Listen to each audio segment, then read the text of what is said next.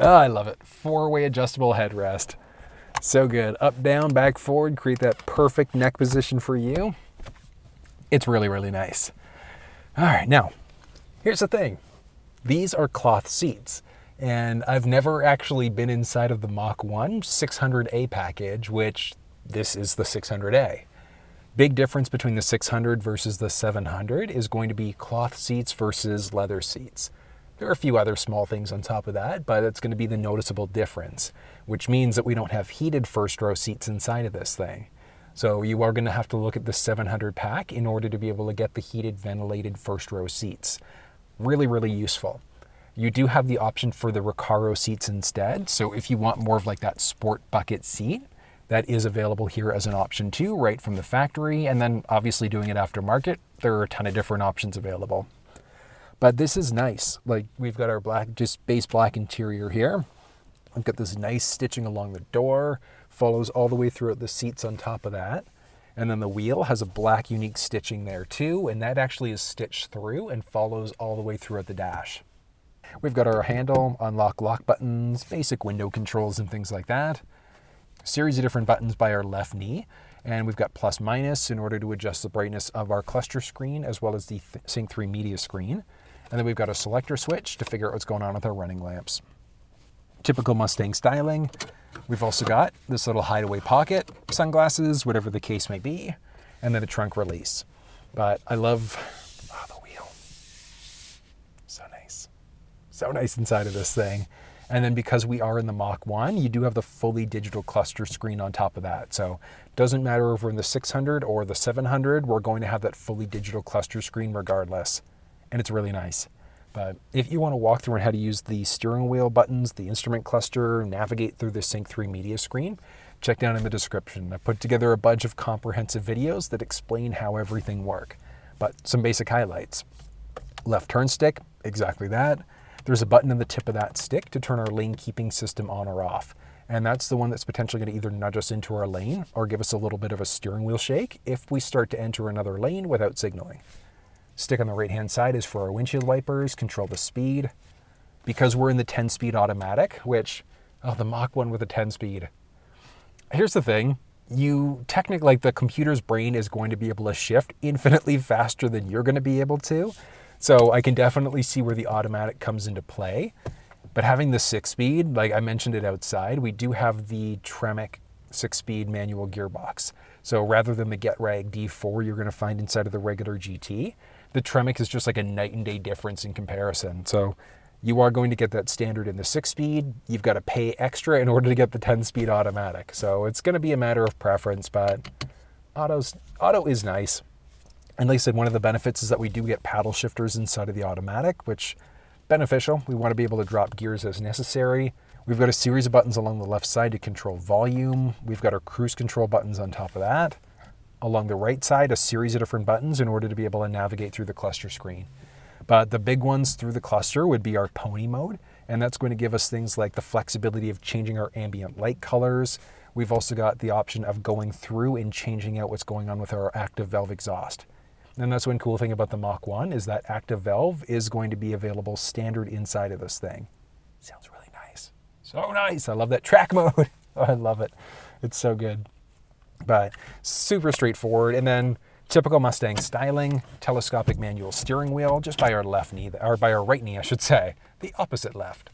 But this is nice overall. You've got good visibility here. And like even the seats, one cool thing about the seats, we do have power inside of this thing. So it doesn't matter if we're in the 600 or the 700, it's partial power.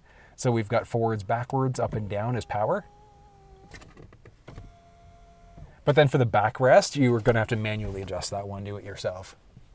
Yeah, it's not the end of the world. But the seat is actually, it's not bad, like it's comfortable. Comparatively, like I said, I would rather go for the leather instead to get that heated ventilated option. But the seat here still is fairly nice. The Recaros, I would say, are probably even more comfortable. But the downside to the Recaro seats is that if you get them, you're not going to have the heated ventilated option whatsoever. So even if you're in the 700 pack, you still wouldn't be able to have heated ventilated seats with those Recaros. So going to be a matter of preference, what you're doing with it. If you're going to track it, chances are good you probably don't care about the heated ventilated option anyways. Save yourself a little bit of weight, but your choice. This is good. And like, I've got like a surprising amount of headspace here on top of that, like 3.5 inches when the seat's fully down, and I'm 6 feet tall. So like 6'3", 6'4"-ish, you'll probably comfortably be able to sit inside of this thing.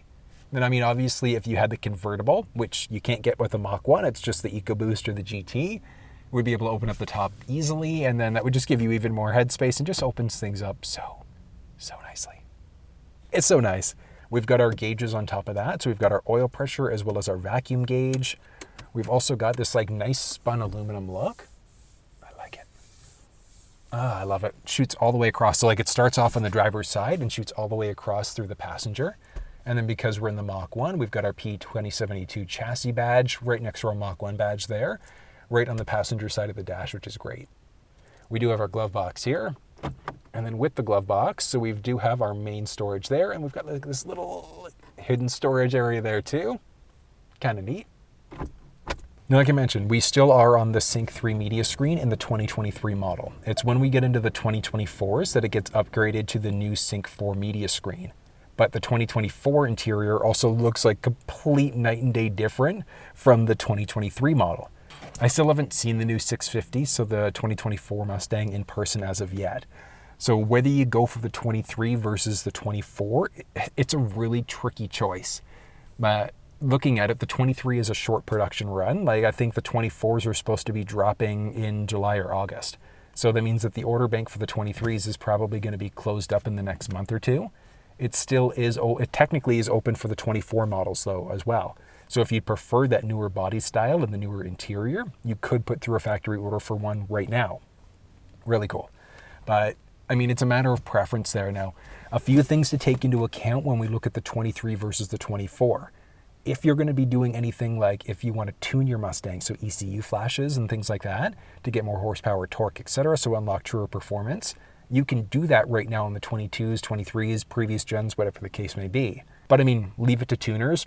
I guarantee that, 6, 12 months, someone's going to find a way to be able to tune these things. Well, the next gen, I should say. But if you're contemplating getting a Mustang for tuning it, you'd probably want to look at a 23 or previous gen, so the 550 body styling instead. But if you're okay with waiting, you like the look of the 650, go for it. Just go in knowing if you're looking at doing ECU tunes and things like that, you're going to have to wait a little bit in order for it to get done. But the Sync 3 screen, we do have the option for factory nav, but I mean, realistically, you can hook up through either Android or iPhone devices to use Google Maps, Apple Maps, or Waze, which is really useful. But I mean, either way, having factory nav is really beneficial too. We've got base audio, which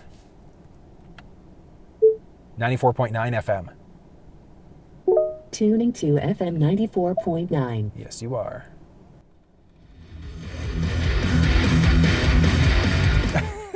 Love it. So good. Volbeat, such a good song, good band. But I mean, the audio inside of this, the audio is pretty good. And this is just like the base speaker system. We would still have the option for the upgraded Bang & Olufsen, which puts like more in-depth speakers throughout. Just gives us a more like immersive audio experience. So if you're an audiophile, you love audio, you'd want to go for that higher system instead. You could do aftermarket options too, but I mean, that's pretty respectable by itself too. I could take that. But we've got AM, FM, Sirius XM.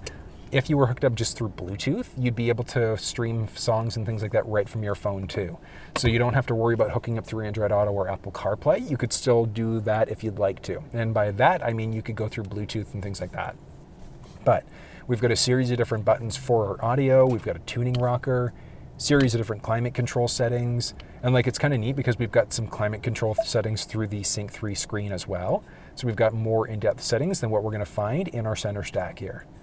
Phone, factory navigation. The nav is actually fairly responsive here, which is good. Not as responsive as Sync 4, but it's still pretty nice.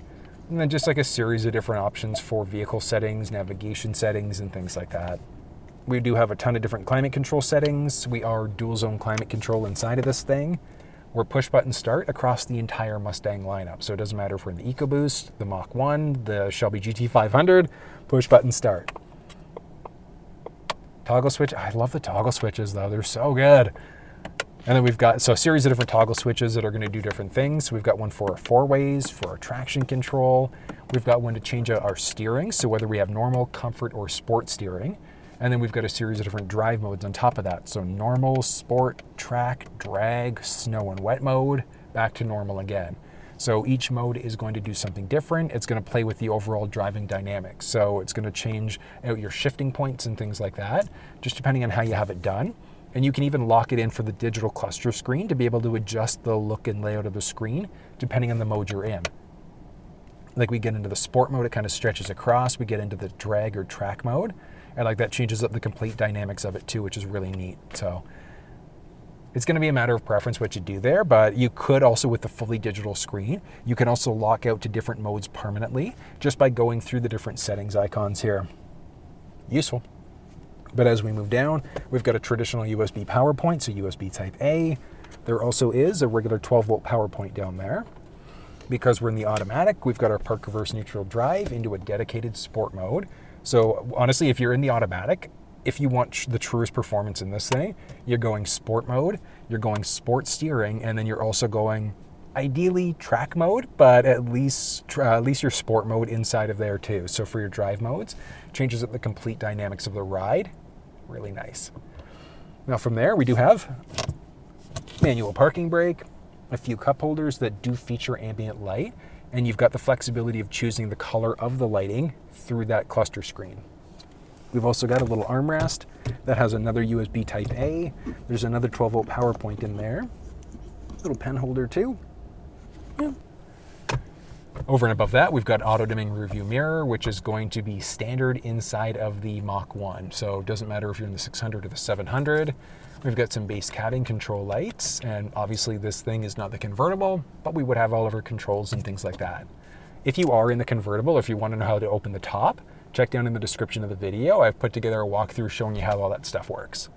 But for the visor, we've got our HomeLink system. So if you've got a garage door opener at home, little business card holder with a vanity mirror built in, and then this thing is extending out. Not too much, but like realistically, it's probably, yeah, it would be enough to block whatever is potentially hitting my eyes there.